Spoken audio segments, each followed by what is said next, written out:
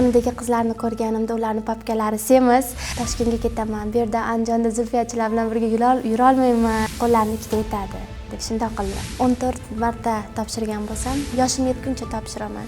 Ko'p yiqilgandan bu yil hattoki ishonmadim. Zulfiya mukofotni olgan qizlarga maxfiy qo'ng'iroq bo'lardi. 13 yoshlarimdan boshlagan bo'lsam, 28 yoshda bu mukofot menga berildi. Qaniydi hozir shu qarori dadam ko'rsa-yu telefon qilsam, u yog'ini ayta olmayman, chunki Zulfiya shunaqangi orzuyim bo'lganki, qalbimda halol asraganman. Topshirganimdan esdan chiqqan, e'tiboram yo'q. Zulfiya bo'ldi, topshiraveradi, baribir qaytadi. Dadamni ismini shu qarorda ko'rsam bo'ldi. Menga boshqa narsasi kerak emas. Mana shu mukofotga topshirganimdan bir martagina afsuslanganman. Dadam bilan piyodalar kechib o'tganmiz. Dadamni shu holatga solganlar ismini tildan qo'ymay, Hazratning qizi opti, shunaqa deb gapirishadi hali deb ich-ichimda niyat qilganman. Dadam gapira olmadilar, ko'zidan bir tomchi yosh chiqdi va mana bunday qilgan nimalar chehramda qoldi. Meni shunday qildilar, borib quchoqladim. Dadam javob bermadi.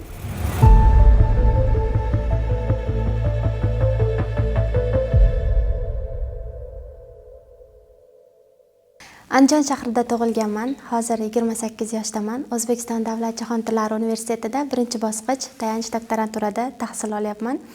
Adabiyot nazariyasi yo'nalishi bo'yicha ilmiy izlanish olib boryapman. Zulfiya nomidagi davlat mukofoti men uchun qaysidir ma'noda osmondagi yulduz misoli bo'lib ko'ringan, chunki shu ko'p intervyularimda mana bugungacha aytganimdek 14 marta topshirgan bo'lsam, mana bu yil 28 yoshimda menga bu mukofot nasib qilyapti. Ilk marta topshirganimda Andijon shahridagi 28-maktabda o'qirdim.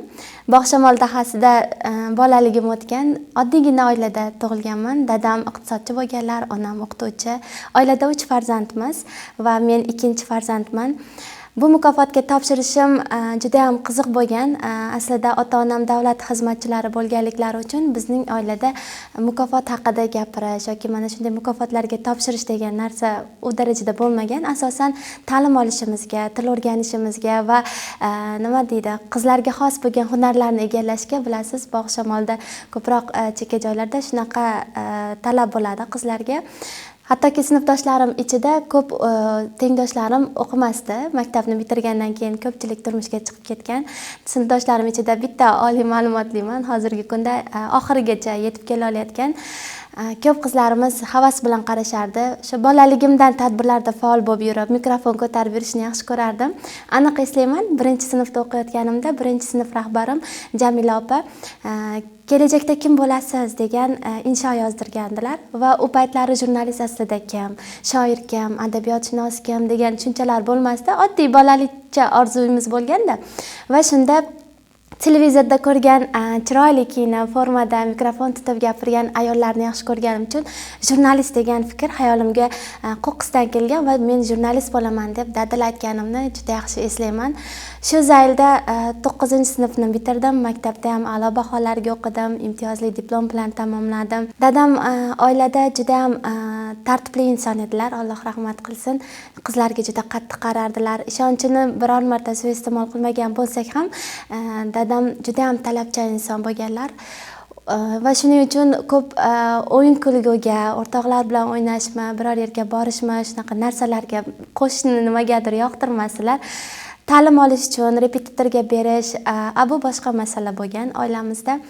Va 9-sinfni bitirgandan so'ng ota-onamning qistovi bilan shifokor bo'lishimni xohlashardi. Andijon tibbiyot kollejiga o'qishga topshirdim va mana shu yerda hamshiralik ishi yo'nalishida ta'lim oldim. Ammo yuragimda jurnalist bo'lish orzusi juda ham katta bo'lgan va nima qilib bo'lsa ham men jurnalist bo'lishim kerak degan maqsad bilan nashriyot matbaa uyiga borganman. O'sha o'zim yozgan maqolalarni ko'tarib, she'rlarni, hikoyalarni ko'tarib, 6 oy davomida jurnalistikani sir-asrorlarni o'rgatgan Najmiddin Kiromiy ustozimiz va mana shu mening ilk jurnalistikaga rasmiy desam bo'ladi qadamim bo'lgan va juda ham yoqtirib qolganman. Shu maktabni tamomlaganimda dadamga xursand bo'lib o'sha bittagina sertifikat berilgandi. Sertifikatini ko'tarib borganman, intervyu berganman va shunda aniq ahd qildim, o'z oldimga maqsad qildim. Men albatta jurnalist kasbini egallashim kerak degan ichki tug'yon bilan, ichki hislarim bilan jurnalistika maktabi haqida o'rgana boshladim. Dadamga bu maqsad maqsadimni aytganimda birinchi qo'llab-quvvatlamaganlar. Chunki jurnalistika bilasiz, bizning viloyatda yo'q jurnalistika ta'limoti. Qat'iy orzu bilan harakat qildim. Shunda 50 dan ortiq maqolalarim, she'rlarim, hikoyalar chop etildi. Birma-bir yig'a boshladim, papka qilib har qanday tanlov, tadbirlarda qatnashdim va maktabdagi orzuyim Zulfiya nomidagi davlat mukofotiga topshirish orzuyimni amalga oshirishni xohladim. Ilk marta maktabda qatnashganimda, maktablardan chiqqandan so'ng shahar bosqichi bo'ladi, o'ta olmaganman. Keyin birinchi bosqichda o'qiyotganimda kollejda harakat qilgandim. Unda adabiyot yo'nalishida topshirganman. Ishlarim haqiqatan u qadar ko'p bo'lmagan.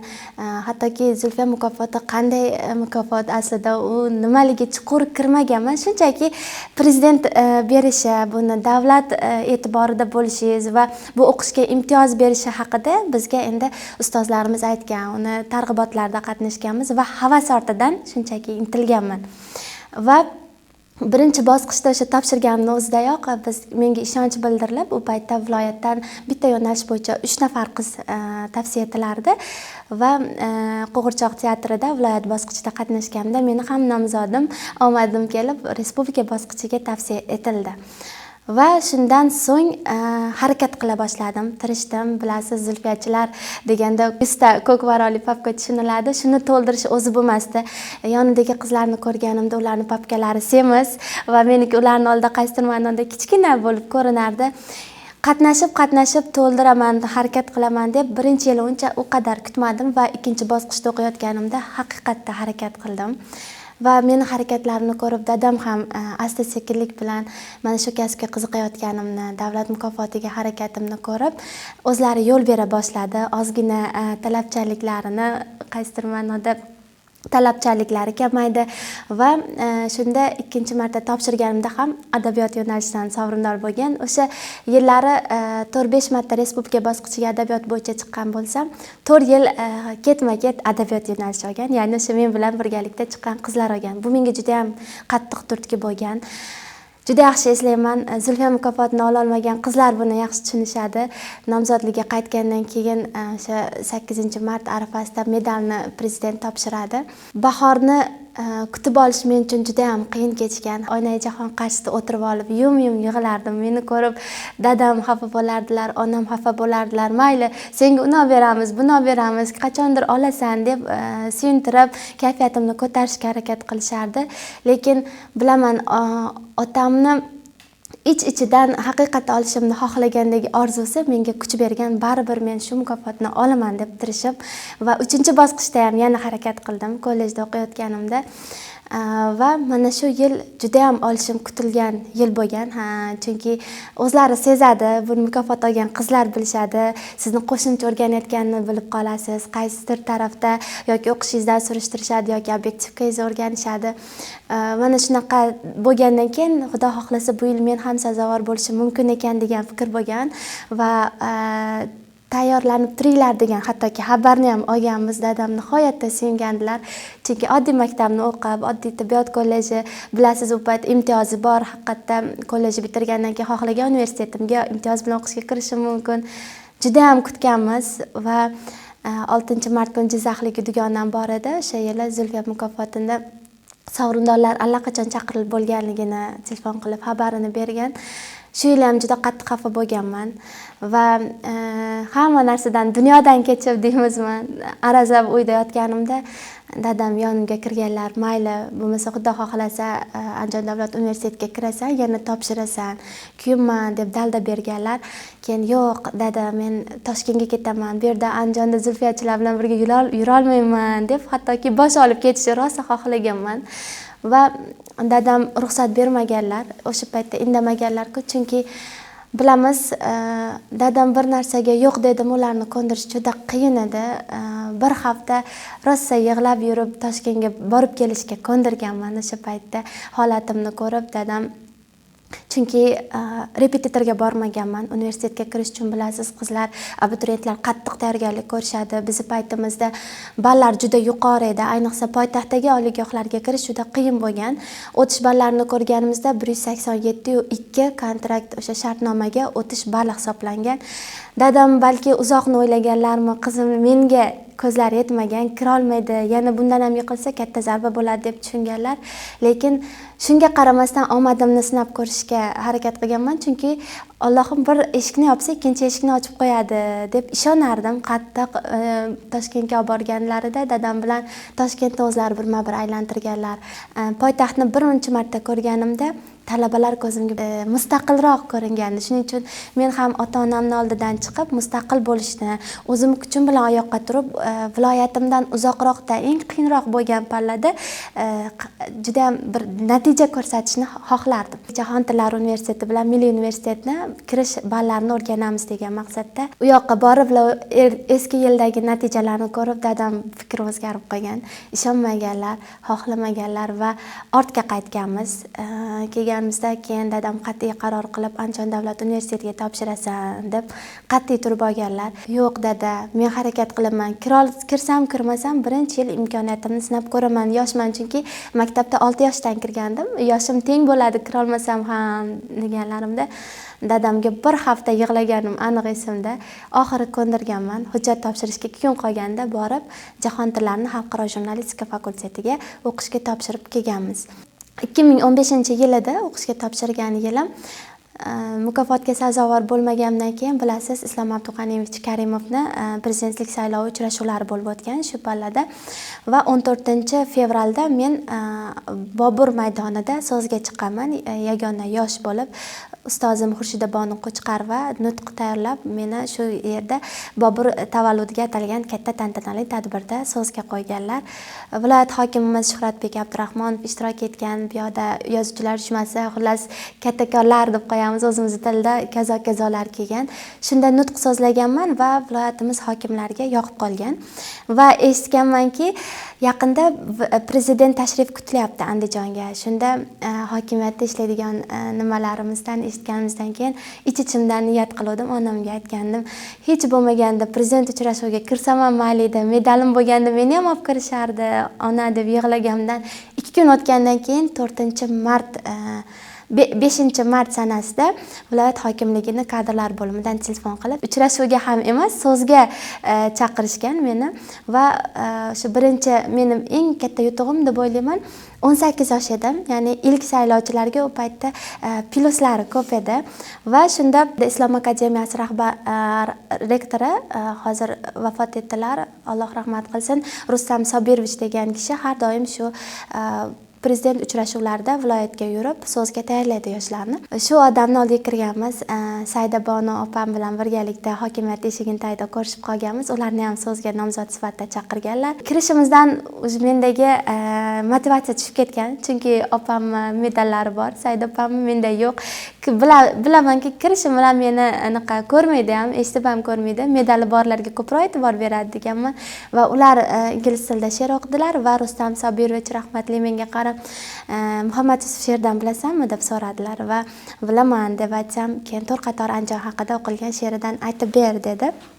Va Muhammad Yusufni otamakonim mashhur she'rlarini to'rqator o'qishimdan pauza qilib qo'ydilar-da menga qarab turib, ichimdan endi har xil o'tyapti, yoqmadim deb o'ylasam sahnaga chiq deb tribunaga chiqarib qo'ydilar va boshidan oxirigacha o'qib ber endi shuni dedilar va boshidan oxirigacha o'qib berdim. Boshqa yerdagi nimalarga qarab men topdim izlayotgan qizimni deb aytdilar. Ustozimiz Minhojiddin Mirzoga qarab nutqni, mendan oldingi qizni nutqini menga berishini aytdi. Ko'p gapiravermayman. Nutqni xuddi oldingda prezident bordek, Karimov sen oldingda turibdi, unga qarab o'qiyotganda o'qib bergan deb tayinladi. O'qidim, endi berilib jon jahdim bilan kirishdim. Men shu nutqni olishim kerak. Men Zulfiyachi bo'lmasam ham prezident oldida so'zga chiqsam, men keyingi Zulfiyani berib yuborishadi degan fikr bo'lgan. Bilasiz, prezident oldida so'zga chiqqanlar qaysidir davlat mukofotiga o'z-o'zidan chiqib ketardi, yo'l ochilardi. Shunaqa endi bola bo'lganmiz, yosh bo'lganmiz, shunaqa fikr kelganda, shunga ham Zulfiyani ulaganman-da men. Zulfiyani oldim hisobda xohlasa so'zga chiqsam degan fikr kelganda, jon jahdim bilan intilib nutqni xuddi oldimda Karimov turibdi, men Karimov oldida gapiryapman degan fikr bilan nutqni o'qib berdim va olib qoldilar. Shu kuni kechki soat 11-12 gacha biz nutqda tayyorlandik va bunda mendan keyin boshqa hech qaysi qizni ko'rmadi. Keyin tashqariga chiqqandan keyin o'sha paytda boshqa ayol zam hokim edilar. Manzura opaga qarab, keyin men qizni topdim, bo'ldi, boshqa qiz kerak emas deganlar va alohida xonada so'zga chiquvchilarni tayyorlaganmiz. Shunaqa qiyin jarayon edi. Siz so'zda gapirasiz, to'g'ringizga oraliq masofa bitta odam sig'ar darajada sherigingizni nutqini bir-biringizga qarab aytasiz. Adashmasangiz agar keyin nutqa qo'yiladi. Hammasidan o'tdim, keyin tasdiqlandim. Menda ota-onamni suyunchi xursand bo'layotganini tasvirlab bera olmayman o'sha paytdagi dadamni xursandchiliklarini va 9-mart kuni hozirgi prezidentimiz u paytda bosh vazir edilar, Shavkat Miromonovich tashriflari bo'lishini aytishdi. Agar shu bosqichdan ham o'tsang, Karimov oldida so'zga chiqasan, lekin oldindan ishonib qolma, mabodo o'xshamagan taqdirda ham sen o'zi bizni nazarimizga tushib bo'lding deb shunaqa deb aytishgan. Soat 9larda Shavkat Miromonovich keldilar. Alohida xonada viloyat hokimimiz ishtirokida Shavkat Miromonovich xuddi ro'paramga turib oldilar. Men tribunada davay boshla degan niqani oldim va Mirziyoyevga qaramasdan yonboshga Karimov bordek o'sha nutqimni aytib berdim. Aytdim, lekin Mirziyoyevga men yozgan nutq, menga berilgan nutq, chunki o'zimni nimamga to'g'ri kelmaydigan salbiy niqni aytdilarda, yoshiga mos emas degan fikrni bildirib, boshqatdan nutqqa tayyorlaysiz deb topshiriq berildi. Shavkat Miromonovich aytdilar, senga 2 soat muddat boshqa nutqni yozasizlar, o'zingga yoshingga mos tarzda o'sha shoira sifatida bildirib dedi, minnatdorlik ruhida va 2 soatdan so'ng shu yerda ko'rishamiz. Yoddan aytib berasan, shartim shu dedi. Va biz 4 kishini biriktirishdi viloyat xotin-qizlar xonasida. Biz birgalikda shu nutqni tayyorladik. Kirganimizdan so'ng 2 soatdan so'ng hozirgi prezidentimiz bilan ko'rishdik. Xotiram yaxshi edi. Ko'p she'r, g'azal yodlaganman bolaligimdan. Shuning uchun haligi narsani 2 betlik narsani yodlash men uchun haligi bilmadim, ich-ichimdan xohlaganim uchun yodladim va yoddan aytib berdim. Katta hokimiyat yig'ilishlar zaliga tushgandan so'ng o'sha yerda aytib berdim. Tribunada yonlariga chaqirdilar. Hokimimiz borlar, Rustam Sobiyevich va yelkamdan quchib barakalla umnitsa. Shu ruhda davom etasan. Bo'ladi, o'tdi. Bu sizdan ertagalik uchrashuvda tasdiqlanganingiz belgisi bo'lgan. Juda ham xursand bo'lganman va mendan oldin Tojibar opa va Asakajim bilasiz, biz Andijonning faxri bo'lgan o'sha mashina zavodidan bir xodim gapirish kerak. 3 kishi so'zga qo'yilganmiz. Bizning viloyatimiz hokimiga ham rahmat, tashakkur bildirganlar. Alohida shunday shijoatkor yoshlar borligidan bu uzoqdan uzoq hikoyani aytayotganim bu Zulfiyagacha bo'lgan mening muvaffaqiyatli yo'lim va keyinchalik bildimki, bunga o'tganim sababi medalim yo'qligi yoki boshqa kimnidir qarindoshi sifatida emas, mendagi jo'shqin kayfiyat ich-ichimdan xohlab xursandchilik bilan aytib berayotganim menga haligi plus nima bo'lganligini aytishdi va ertasi kuni birinchi prezidentimiz kirganlar xonaga ilk marta davlatni nima deydi, O'zbekiston bo'lishiga asos solgan insonni ko'rish men uchun hayotimdagi unutilmas tarixiy voqea bo'lgan. Chunki otam ko'rmaganlar, onam ko'rmagan, oila a'zolarim, bu ular uchun kirishimning o'zi katta baxt bo'lgan. Xonaga kirdi-yu, xonadan nur yog'ilgandek hali savlatlari bor, baland bo'yli ikkinchi qatordagina o'tirganman. To'g'ridan ko'rib turibman, ichimdan o'tayotgan hayajonni tasvirlab bera olmayman va birinchi so'zga chiquvchi opamiz Tojibar opa chiqdilar, keyin Asakajimdan chiqdi-yu, bizga qattiq tayinlanardi. Prezident ko'ziga qarash mumkin emas. O'zi umuman otalarimiz ham ko'ziga qaramagandik, yurt rahbariga ham qarash mumkin emas deylardi. Shunday qilib qaralardi. Va o'sha aka qaraganlari nogahon prezidentimizning ko'zlariga ko'zlar tushib qolib, aytadigan gaplari eslaridan chiqib qoldi va o'zlarini tanishtirgandan so'ng uzilish bo'lib qoldi. Ancha 1-2 minutcha pauza bo'ldi. Prezidentimiz o'rnlaridan turib, ularni ruhlantirish uchun quchoqlab ketdilar. Gapirib motivatsiya berdi va o'tirgan joyida qo'llarini Oboqul akaga, o'sha paytda markaziy saylov raisi edi, qo'llarini ikkita etadi deb shunday qildilar. O'tirgan joyimda u harakatni ko'rib turibmanmi? Shunday fikr bo'ldi. O'rnimdan turib, menda ham so'z bor edi, men rosa tayyorlangandim degan fikrni aytkim keldi. Keyinchalik nima deydi, karyeramni o'yladim, qo'rquv bosdi va shundan keyin prezident uchrashuvidan ham qoldim, lekin mayli, siz bilan ko'rishmagan bo'lsa ham qo'l berib qo'yaylik, siz kattalarni nazarga tushdingiz, vazirimizni nazarga tushdingiz deb qo'l berib ko'rishgan va undan keyin yana bir yiqilish bo'ldi mencha o'sha paytda. Keyin universitetga kiraman deb qat'iy ahd qildim, lekin omadim kelib Jahon tillari universitetiga ham xalqaro jurnalistika fakultetiga o'qishga kirganman. Dadam nihoyatda suyunganlar, endi qizim poytaxtda o'qiydi deganlar, lekin qat'iy bir fikrni aytganlar. Agarda mabodo qiyshiq qadamingizni sezadigan bo'lsam, o'sha paytda keyingi o'qish ta'limi uziladi deb biz dadamiz qog'ozga o'rab gapirardi. Endi bilasiz, poytaxtda har xil vaziyatga tushadi qizlar, har xil odamlar bilan tanishasiz, muhit ta'sir qiladi deb qat'iy oilamda qarshilik bo'lgandi. Shunaqa qaror bilan otamni meni o'qishga tashlab ketgan. A'lo baholar bilan tamomladim, birinchi sessiyalarimni yaxshi yopdim va ikkinchi bosqichda o'qiyotganimda dadam u paytda mansabda ishlamayotgan payt edi. 2009-yillarida Andijon shahar hokimligidan bir tuhmatlar bilan, ochiq aytadigan bo'lsam, ishdan chetlatilgan. Uyda vaqtlar bo'lganda tadbirkorlikka o'tib ketgan. 2016-yillarda sentyabr boshida qizlarga forma qilish masalasi bo'ladi. Oilada yagona talaba menman. Shartnomam juda baland. Endi u payt uchun nima deydi, hozir ishlamayotgan otam uchun balki qanchalik qiyin bo'lganini men tasavvur qila olmayman. Sentyabr boshida o'sha 2-sentyabr kunigacha forma qilish masalasini uyda gaplashib o'tirganmiz. Nima deydi, qimmatroq narsa kiyishni xohlardim, chunki o'rtoqlarim shunaqa juda chiroyli kiyingan, yaxshi oilaning farzandlari edi. Birinchi bosqichda o'rtacha bo'lib bitirganman va ikkinchi bosqichdan o'zgarishlar bo'lishini xohlardim. Aytganimda oshxonada gaplashib o'tiribmiz. Dadam o'qishga borib tursang, keyin xudo xohlasa Toshkentdanmi olib qilib beraman deganlar. U paytda bilmayman, balki qo'llarida yo'q bo'lgan, balki boshqa nimadir o'ylaganlar, chiroyliroq, yaxshiroq, qimmatroq olib beraman deganlarmi, fursat shunaqa bo'lib qolgan, aniq eslay olmayman. Arazlab uyga kirib ketib qolganman. Keyin pastdan keyin onam ortimdan kirgan, nima munosabat bu dadangga nisbatan deganlar. Keyin o'zim hijolat bo'lib oshxonaga chiqib qaraganimda dadam mana shunday o'tirgan holatida yig'layotgandi. U vaziyatni men umuman hayotimda oldimdan o'chira olmayman. Ko'zimga qaramadilar, oshxonaga kirdim, dasturxonda o'tiribmiz. Dadam joy ichyapti-yu, ko'zlaridan yosh oqib ketdi. Bilmadim, lekin shu dadamga yuzimni teskari o'girib, xafa bo'lib, vaziyatlarni tushunmay kirib ketganimni, balki oriyatlari keldi, chunki dadam juda nihoyatda oriyatli inson edi. G'ururlari baland edi, yo'qchilikka, har xil vaziyatlarga mansabdan tushganlardan keyin o'z munosib joyda ishlamagan paytlari ham shunday og'ir kunlarni ko'tara olgan, kuchlari nihoyatda irodali inson edilar. Inday olmadim, chiqib ketgandan keyin yana boboyagidek gaplashib ketdik, lekin ichidan nima o'tdi aytmadilar dadam. Shu esimda qoldi, qaytib formani og'iz ochmadim. Keyinchalik Toshkentga borib o'qishda a'lo baholarda o'qib, yana Zulfiya mukofotiga harakat qildim, universitetda topshirdim. Adabiyot yo'nalishi bo'yicha qator muvaffaqiyatlar, jurnalistika sohasida qator muvaffaqiyatlar, rektorimiz e'tirofiga tushdim.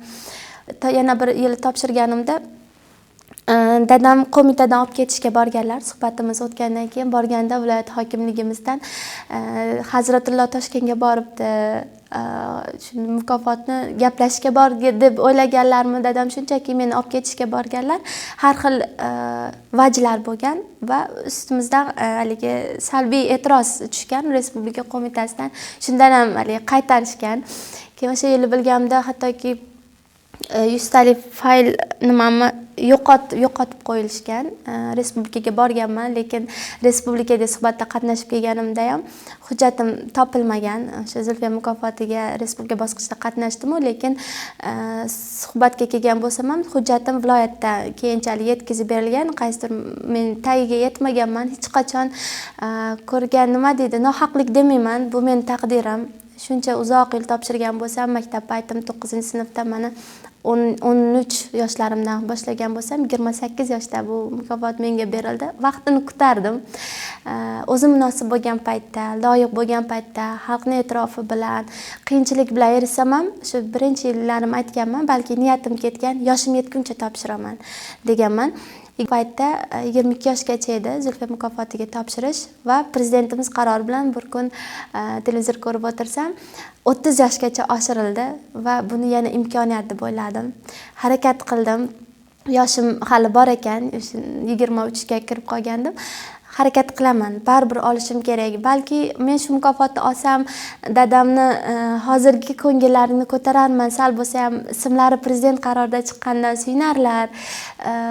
O'zi munosib bo'lish kerak joyda ishlamayotgan bo'lsa ham, qancha qiyinchiliklarni ko'rsa ham shu ortdan balki yuvilar dardlari, g'amlari deganman. Chunki dadam juda og'ir kunlarga guvohi bo'lganman. Va harakatimni susaytirmadim. Mana yillarki o'tdi, har safar yiqilib ko'p yiqilgandan bu yil hattoki ishonmadim. Qarori ko'rib ham ishonmadim. Nima deydi? Ko'ngil yiqilishga o'rganib qo'ygan, moslashib. Zulfiya mukofotni olgan qizlarga maxfiy qo'ng'iroq bo'lardi. Chamasi 2-4 mart sanalari kutish vaqti bo'ladi. Biz juda soatlar o'tishi qiyin palla. Va shu qo'ng'iroq menga bo'lmadi. Universitetga chaqirishgan, doktoranturada o'qishga ketayotsam, Perevalga kirishimizdan ozgina oldin edi. Ustozim o'sha Bobur to'garagida a'zosiman. Xurshid opamiz telefon qilib, "Tabriklayman, chumchuqcham, mukofot muborak bo'lsin" deyaptilar. Anglamayapman nima bo'layotganini, kutayotgandim, lekin ungacha menga boshqa qizlar aytib, "Opa, mana yo'nalish olib bo'pti, ketibdi. Toshkentda gastitsada o'tirishgan tayyorlanib" deyishgandan keyin yana umidim uzildi, bo'ldi. Demak, meni peshonamga yozilmagan. Men dadamning xotirasiga boshqa mukofotlar olaman, boshqa harakat qilaman deb ketayotgandim. Xafa bo'lib allaqachon yig'i-sig'idan tiyildim va ustozim aytdilar. Shu aytgandan keyin ishonmayapman-da, ustozim aytayapti, bo'lmasa ustoz u qaror adashib chiqib ketdi menimcha. Bunaqa bo'lishi mumkinmi? Men olganim yo'q, hali aniqlashtirib olay, shoshmay turing ustoz, men juda hijolatman. Sizdan tashqari yana telefon tinmayapti deyman. Sen joydanmi, o'zingga kelib ol, nima deyapsan? Prezident qarori ham xato chiqadimi, yanglish chiqadimi deb ustoz ozgina dakki berdi. Keyin kirib qaradim. Hamma qizlar, Zulfiyachi qizlar, "Opa, munosibsiz. Haqiqatan mehnatlaringiz mevasi, bu mana shuncha yillik arzirdingiz" deb hamma meni belgilab o'sha Telegram kanalimizda tabriklayapti va ishonmayman-da, baribir menga hech kim telefon qilmadi-yu. Haligi telefon qilishardi hokimiyatdan, allaqachon qaror chiqib ketib qoldi. Xato emasmikin deb qo'rqyapman ichimdan. Keyin undan keyin bir pasota viloyat hokimligimizdan xotin-qizlar boshqarmasidan telefon bo'ldi, bo'limdan. Telefon qilib muborak bo'lsin. Bu yil mana necha yillik orzungiz ushalibdi, qizim deb tabriklashgandan keyin yig'ladim. Faqat onamga telefon qilishimni o'ylayapman. Onam hali ular qarorni ko'rmagan, chunki hozir Ramazon vaqti, iftorlik vaqtiga yaqin qolganda telefon qilishim kerak. Telefon qilib tezda aytib olmasam, antenna uzilib qoladi. Yig'layapman, qaltirayapman. Dadamni tog'alari bor. Tog'day insonlar dadamni yo'qliklarini bildirmaydi. Boy dadam telefon qilib ancha gaplashdim. Keyin ular taskin berdilar, xursand bo'ldilar, duo qildilar. O'g'limni nomini tarixga kiritding, rahmat senga, qiz bo'lganingga degan fikrni aytdilar va shunda aytdim, qaniydi dadam bo'lsa, men dadam uchun shuncha harakat qilgandim. Qaniydi hozir shu qarorni dadam ko'rsa-yu telefon qilsam deb shu narsa yetishmadi. Oldim, suyunishimmi yo xafa bo'lishimmi bilmayman. Onamga telefon qildim. Zulfiya deya oldim, xolos. Qaynona ojorimga telefon qildim. Uyog'ini ayta olmayman, chunki Zulfiya shunaqangi orzum bo'lganki, qalbimda halol asraganman, imtiyozga uchmaganman. Keyin nimaligini tushunganimda faqatgina dadamni ismini shu qarorda ko'rsam bo'ldi. Menga boshqa narsasi kerak emas degan fikr bo'lgan. Chunki ilk topshirgan yillarim men allaqachon yiqilib universitetlarga ham o'zim kuchim bilan 3 ta oliygohni o'qib bitiryapman mana. Va onamga telefon qilsam, onam bilan buvim bir pasda dadamning ismlarini eslab yig'lab yuborishdi. Anchagacha gaplasha olmadik, oradan shu Perevaldan o'tguncha gaplashmadik. Ular ham o'ziga kelib yig'lab ancha bo'lganlardan keyin xursand bo'lishdi. Qaniydi dadang ko'rganida shuncha kutib yashagandilar. Nihoyatda 4 yil mana oliygohda o'qigan bo'lsam, biror marta muhim bir sabab bo'lmasa, dadam o'zimni Toshkentdan Andijonga yoki Andijondan Toshkentga qo'yib yubormasdi. Albatta boradigan kunim o'zlari borardi, olib kelardi yoki olib borish kerak bo'lsa tashlab qo'yardi. Qancha chamadon yukim bo'lsa ham ko'tarib o'sha yotoqxonalarimga mana yozdi, bilasiz, yozda banka opamiz, banka bo'lsa kerak bo'lsa bankalarimgacha ko'tarib, bo'lmasam rahbar bo'lib ishlagan inson, shaharda iqtisodiy masalalar bo'yicha shahar hokimi o'rinbosari lavozimlarida ishlagan odam va men bitta narsani hech qachon yodimdan chiqara olmayman. Mana shu mukofotga topshirganimdan bir martagina afsuslanganman. Bilasiz, hujjat to'ldirish o'zi emas, buni Zulfiya mukofotiga harakat qilgan qizlar biladi. Bir talay o'ziga yarasha talabnomalari bor. Tavsiyanoma olish kerak bo'lgan, fikrnoma olish kerak bo'lgandi. Men u darajada ilk topshirganlarim taniqli emasdim va dadam bilan bir kuni bir insonni shaxsini aytishni xohlamayman. Oldiga borganmiz. U paytda dadam ishlamasdilar. Endigina ishdan bo'shaganlarga ko'p vaqt bo'lmagan paytida va eshigini tagida o'sha telefon qilib berishdi. O'tirdik, tashkilotga kirdik. Dadam ikkalamiz o'tiribmiz. Oradan yarim soat o'tdi, 1 soat o'tdi, soat kechki 9-10lar chamasi. Ha deganda yo telefon qilmadilar, kelaman, kelmayman. Ancha o'tirdik, bilyapman dadam jonsarak bo'lyaptilar. U yoqqa o'tadi, bu yoqqa o'tadi. Chunki bilasiz, rahbarlar kutishga o'rganmagan bo'ladi, tabiatan shunaqa edilar. Lekin qizi uchun katta boshini kichik qilib degan ibora bor-ku. Katta boshini kichik qilib o'zidan ancha bir insonni oldiga borishga majbur bo'ldi. Kutdik, lekin kelmadi o'sha inson. Tavsiyanomamni qo'limda ushlab olganman. Hattoki tavsiyanomalarimni ham o'zim yozardim. Chunki o'zing yozib kelgin, ba'zi nimalar shunaqa vaqti bo'lmaydi. To'g'ri tushunamiz uni. Siz haqingizda bilmasligi mumkin. Ushlab o'tirib dadam tavsiyanomamni ushlab olgan, ko'k papkam quchoqlab dadamga qarayman, ko'zlari u yoqqa qaraydi, bu yoqqa qaraydi. Hijolat bo'lyaptilar, haligi kirdi chiqdi bo'lyapti, o'zi tanigan bilganlari, hazratlar eshigimiz tagiga kelib qopti degan balki ichlaridan fikr o'tgan. Va yomg'ir yog'vordi. O'sha kuni piyoda edik, mashinada kelmagandik. O'sha Yangi bozordan ancha ichkariroqda edik. Xolis tomongacha dadam bilan piyodalar kechib o'tganmiz. Orqalardan ketyapman, dadamni haligi mustorir holatiga o'tirgan chehrasi xayolimdan ketmaydi. Men dadamni, shunday odamni kimlarning oldida boshini egdim, topshirmasamdi, harakat qilmasamdi, men uchun shuncha yil ishlab, shuncha obro' topib otam kimlardir oldida bosh egishga majbur bo'ldi, soatlab kutdi meni deb degan fikr o'tdi-da, keyinroq uyga borib, yo'q, men shuning uchun ham olishim kerak. Dadamni shu holatga solganlar ismini tildan qo'ymay, hazratni qizi olibdi, shunaqa deb gapirishadi hali deb ich-ichimda niyat qilganman. Juda qattiq xafa bo'lganmiz. Borida mansabda ishlagan vaqtlari hazratullo bo'lgan inson, vaqtlar o'tib lavozimdan tushgandan keyin qadrdon deb bilganlari voz kechdi otamdan, qiyin kunlarida kam odamlar yonida turdi. Ammo dadam o'sha 2023-yil qazo qilgan bo'lsalar, 4 oy qattiq kurashdi dard bilan. Juda og'ir dard bilan, oshqozon saratoni bilan vafot etdi. Shunda ham kimlardir kelib ancha xabar oldi, lekin kechidi. Dadam 10 yil ozmuncha vaqt emas, 10 yil otamning og'riqlariga guvoh bo'lganman. Bizdan bekinib uyda yoki nimada o'tirib, mashinasida o'tirib qattiq o'ksinib o'tirardilar. Ichidan o'tganlari o'zimga va dadam Allohga yon bilintirmaganmiz, chunki farzand bo'lib dadangizni qiyinchiliklarni ko'rayotganingizni bildirish bu otaga juda og'ir botadi. Iloji boricha xursand kayfiyatda yashardik. Dada bizga keraksiz, hali ishlaysiz degan fikrlar o'tardi. Ko'p takliflarni qabul qilmadi. Dadam nihoyatda ishiga sodiq odam edi. Haligi o'zi ishlagan lavozimdan pastroq lavozimlarda ishlashga ko'zi yetmagan. Va o'shandan keyin lekin men poytaxtda o'qishga kirganim katta motivatsiya bo'lib, ancha o'zlarini qo'lga olib tadbirkorlik bilan shug'ullandilar. Keyinchalik yaxshi oilaga quda bo'ldilar. Opamni uzatdik. Men o'qishni bitirib kelganimdan so'ng o'zlari xohlagan insonga meni turmushga berdilar. Oxirgi yillarida o'sha universitetda bitirib, yaxshi joyda ishga kirganim, magistraturaga o'qishga kirganimda ham eplavording sen baribir ko'zlagan niyatingga erishasan deb suyunganlarini aniq eslayman. Dadam eshikda, oxirgi kunlari eshikda yotayotgandi. Uyda kirolmagandi, shu darajada yurishlari ham qiyin.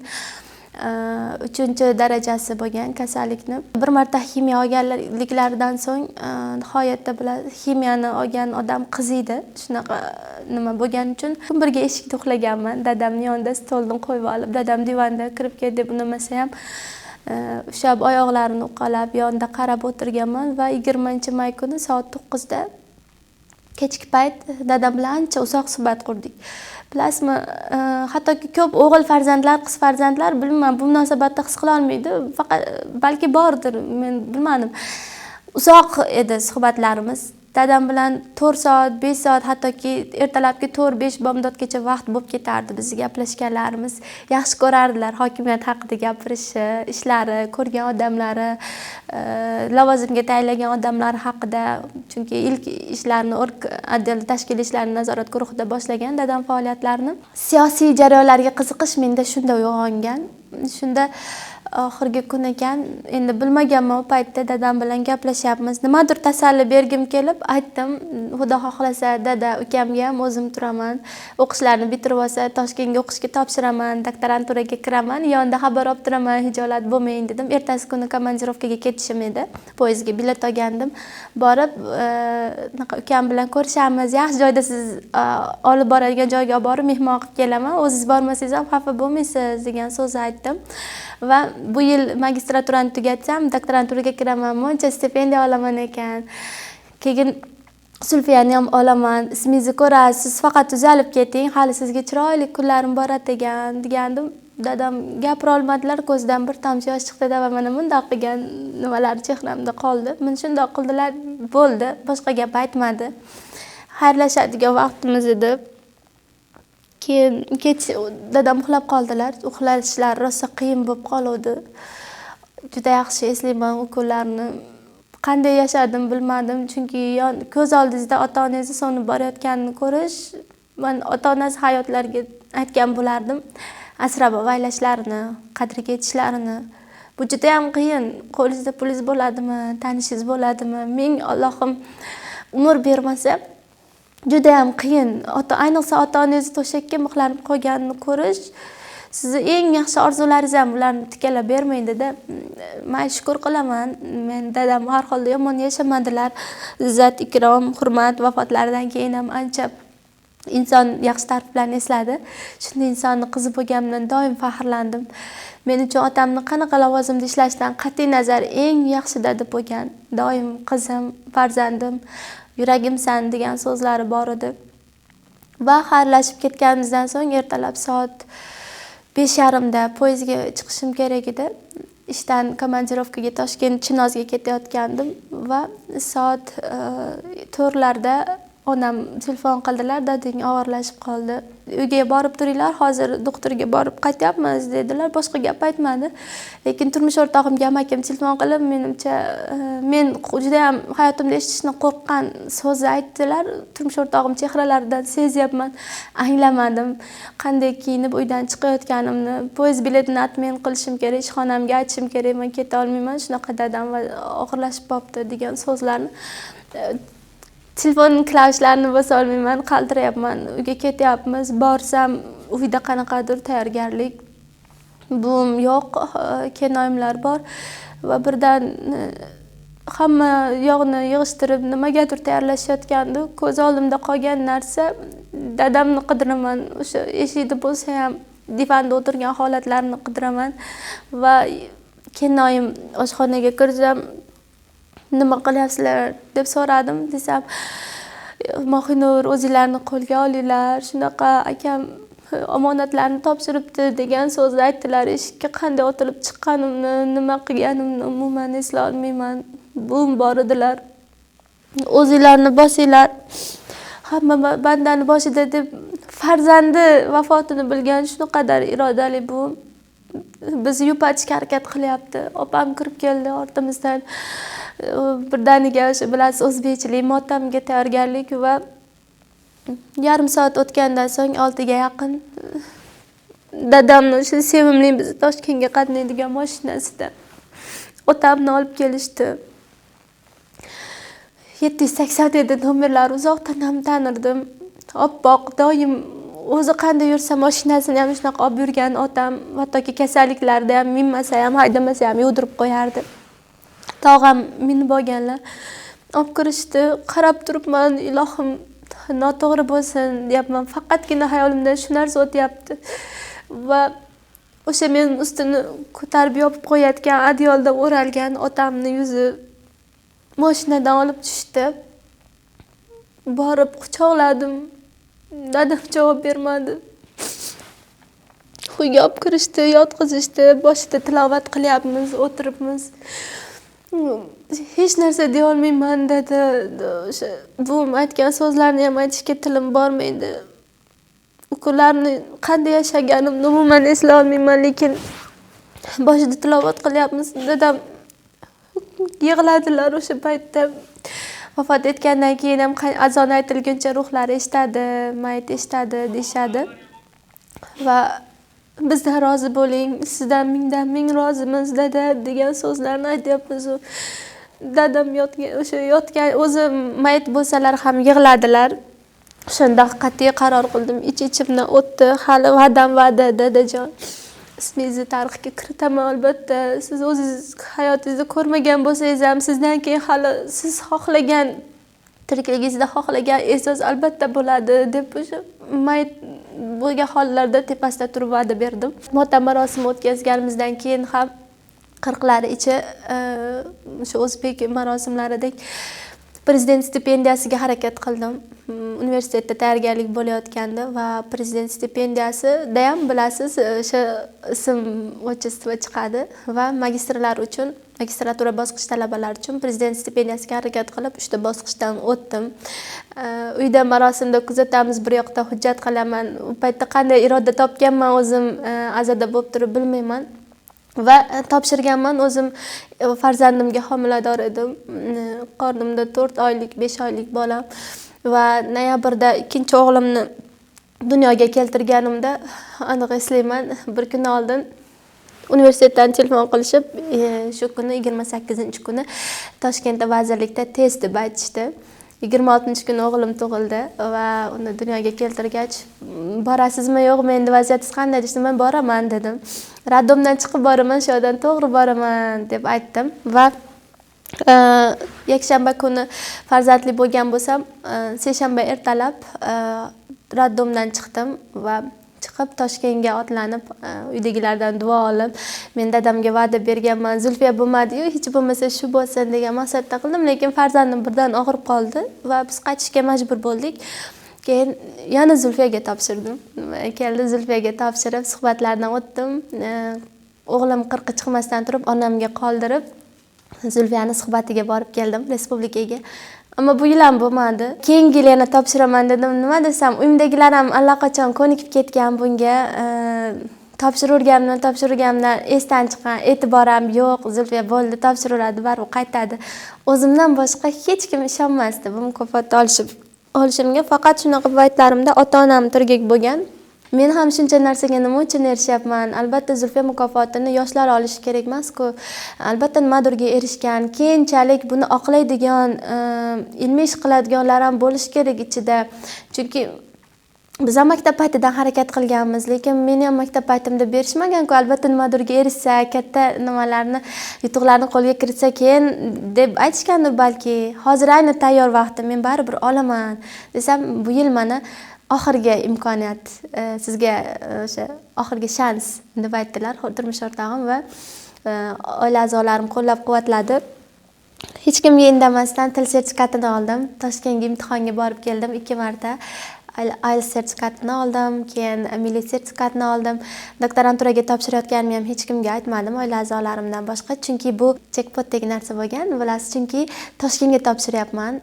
Kvota esa bittagina. Topshiradiganlar juda ko'p bo'ladi va unda ham ichki turtki bo'lgan. Men shunaqa qiziqarli nimalar bilan kirganman, doim qiyinchilikdan ortidan kelgan, peshonamga shunaqa bitilgan bo'lsa kerak. Va o'sha hujjat topshirganimdan keyin borib suhbatiga ham o'tdim. Hali uyga men Andijonga qaytmasimdan tayanch doktoranturaga kirganim haqidagi xabar yetib keldi. Hammadan xursandman, chunki qaynona oyijonim bunga farzandlarim, ikkala farzandlarimni olib qarab turdilar. Suhbatga bordim, til sertifikatini olishim uchun. Men nimadirga erishishim uchun albatta oila a'zolarim qo'llab-quvvatlagan. Bilasiz, chunki kimnidir yordami bo'lmasa, bu tarafdan yaxshi ma'noda yordam bo'lmasa, oilali kelin, ya'ni oilali ayol kelinni, onani nimadirga erishishi juda ham qiyin.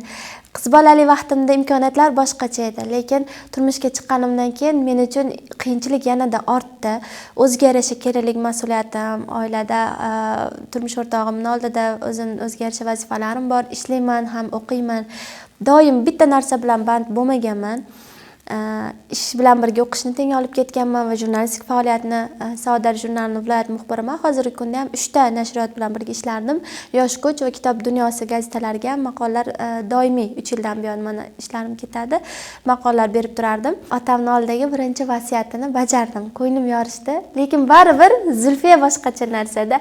Zulfiyaga erishish tuyg'usi menda kuchliroq bo'lgan hammasidan ham. Endi o'yladimki, men tayanch doktoranturaga kirdim, adabiyot yo'nalishiga kirdim. Oxirgi 4-5 yilimda madaniyat jurnalistikadan topshirgandim.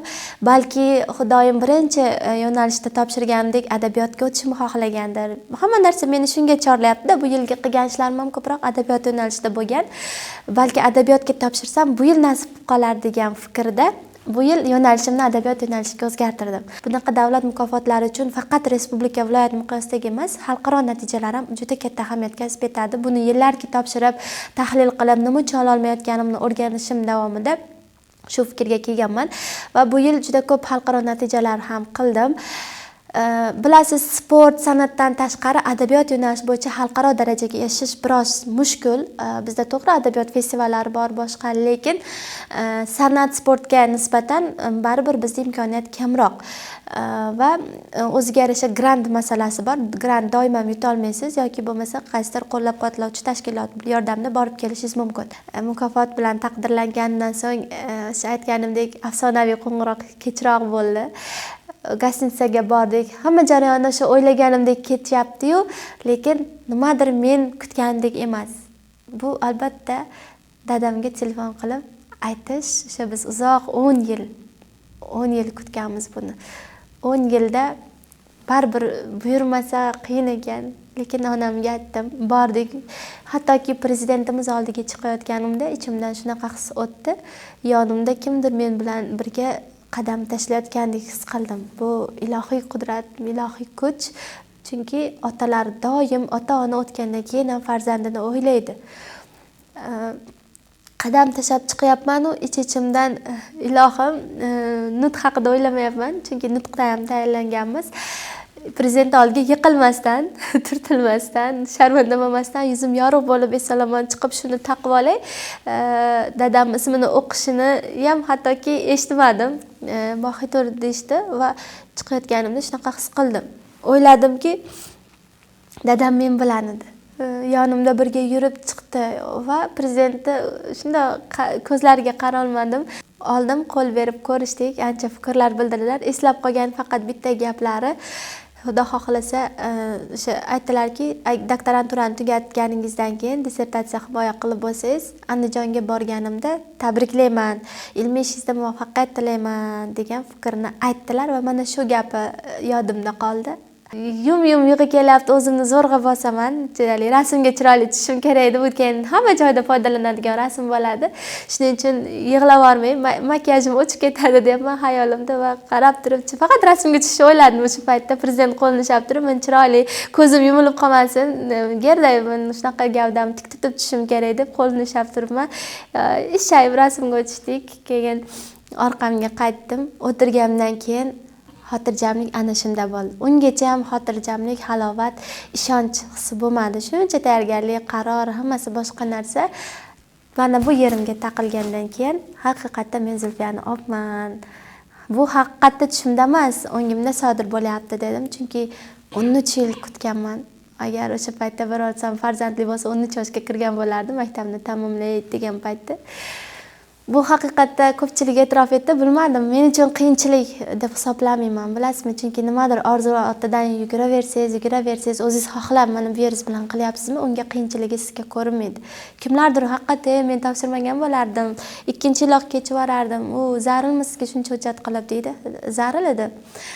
Chunki va'dam bor edi, o'zim xohlardim.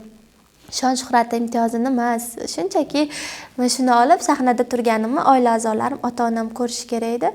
Dadamni shu bir paytlar orzu qilgan nimasi ismlari prezident qarorida chiqishi kerak edi. Qolganlarini men keyinchalik uddalayman. Nomunosib bo'lsam agar keyinchalik oqlayman. Chunki ko'pchilik Zulfiyagacha munosib bo'ladi-da, keyin yo'q bo'lib ketadi degan tanqidiy qarashlar ham yo'q emas. Bu jamiyatda bor fikr. Albatta 100% hamma mukofotlangan qizlarga tegishli emas bu.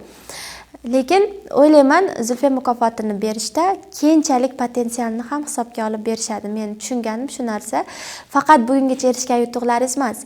Siz jamiyatda keyinchalik jamiyatga nima berasiz? Xo'p, mukofotni oldingiz. Prezident nimadir yutug'ingizga, albatta hammasiga emas. Davlat mukofot beryapti, davlat prezident sizga taqayapti-yu, shu imkoniyatni beryapti, siz jamiyatga nima foyda keltirasiz? Shuni hisobga olgan holda mukofotni berishadi deb hisoblayman va oqlashimga ishonaman. Keyinchalik faoliyatimda ham adabiyot ravnaqiga, faqat adabiyot emas, o'zimning haqiqiy soham jurnalistika. Jurnalistikasida rivojiga ham o'ziga yarasha global katta bir ish yasab bormasam ham, kichik miqdordan katta miqdorda keyinchalik muvaffaqiyatlarim bilan hissa qo'shaman. Hech bo'lmaganda kimgadir motivatsiya bo'la olaman. Bilasiz, jamiyatda hozir oilali bo'lgandan keyin qarashlar o'zgaradi. Ko'p oilalarda qizlarni qarashlari o'zgaradi. Oilaviy muhit o'zgargandan keyin qiz bola o'zining qaysi imkoniyatlari cheklangan deb hisoblaydi. Yo'q, unaqa emas. Aksincha, oila qurgandan keyin karyera endi boshlanadi. Sizda juda katta imkoniyatlar bo'ladi. Faqat foydalanib, uni ushlab qolish o'zingizdan. Jamiyatda ayolning o'rni shu qadar kattaki, hattoki nima deydi, yurmayotgan erkakni ham biz yurgizib yuborish niqasiga, qudratiga egamiz deb hisoblayman. Bu odamning o'ziga bog'liq. Tushgan muhitingiz boshqacharoq qarashlarga egadir. Kimdadir bilamiz, haligi talab kuchliroq, ota-onasinikida ko'rmagan talab bo'lgan joyga tushib qoladi. Lekin qiz bola o'zidan deyman. Agar siz harakat qilayotganingiz ko'rsa, bitta harakatingiz o'xshamadi, voz kechmang. Ikkinchisi, uchinchisi bo'lsin, muvaffaqiyat qozoning. Hattoki qizi yo'q oila ham sizni qo'llab-quvvatlaydi. Kelinining muvaffaqiyati bu qaynona-qaynota uchun, turmush o'rtog'i uchun ayolning muvaffaqiyati juda katta narsa. Uyingizga kelgan kelin nima deydi, o'qimishli, bilimli bo'lsa mahallada obro'yi bo'ladi. Kelinim mana bunaqa yurishyapti, bunaqa bo'lyapti desa, ha, o'qimishli kelin olish kerak ekanda degan fikr bo'ladi. Agar oilada qiz bola o'sha uy ishlariga aralashib, faqat farzand tarbiyasi bilan qolib ketsa, ertaga ko'chada ishlayotgan, nima deydi, davlat xizmatida ishlayotgan erkaklar, ko'chada yurgan, tadbirkorlik bilan shug'ullanayotgan erkaklar kuchliroq ayollarni ko'rganda, biz bilamiz, kuchliroq odamlarga hammada bor xarakter bu. Qaraydi baribir, intiladi, uyga kelganda turmush o'rtog'i bu ahvolda mencha yoqmay qolishi ham mumkin. Endi bilmadim, har kimda har xil qarash bor. Shunaqa hisoblayman. Baribir o'qimishli bo'lgan, boshqa hech bo'lmaganda u farzandini o'qitadi. Farzandingizni repetitorga berishga majbur bo'lmaysiz. Agar siz o'qimishli bo'lsangiz, ona tilini yaxshi o'qigan bo'lsangiz, matematikani biz bilamiz, hayotimiz davomida kerak bo'ladigan fanlar. Bu albatta repetitorga borib o'rganish shart emas. Buni maktablardan o'rganganingiz o'zi bilan boshlang'ich sinfda o'qiyotgan farzandingizni yaxshi tarbiya qila olasiz. Va til o'rganishingiz kerak. Til o'rganish hozir bitta oilada bitta farzandni til kursiga berish ozmuncha xarajat emas va til bilsangiz, ana shu farzandingiz ham sizga qarab yuksaladi. Men hozir 4 yoshli qizim ingliz tili, rus tilini o'rganyapti. Bog'chada uyga kirganda gaplashamiz. Alohida e'tibor beraman. Bu faqat tadbirda yuradi Moqinur, tanlovlarda qatnashadi, ikkita bolasini olib yuradi emas. Yo'q. Qiz bola o'qisin, intilsin va mana shu o'qishlar, harakatlar, mehnatlar samarasi bir kun bo'ladi va mana shunday prezident e'tirofida, prezidentning qo'lidan medal olish vaqti bu jonli ko'rish kerak. Bu umuman boshqa narsa va tashakkur bildiraman davlatimizni, nima deydi, viloyat hokimligimizga menga shunday ishonch bildirib tavsiya qilishganlari va prezidentimiz shunaqa ishonch bildirganliklarini oqlashga harakat qilaman va barcha qizlarga tavsiya qilaman voz kechmasliklarini.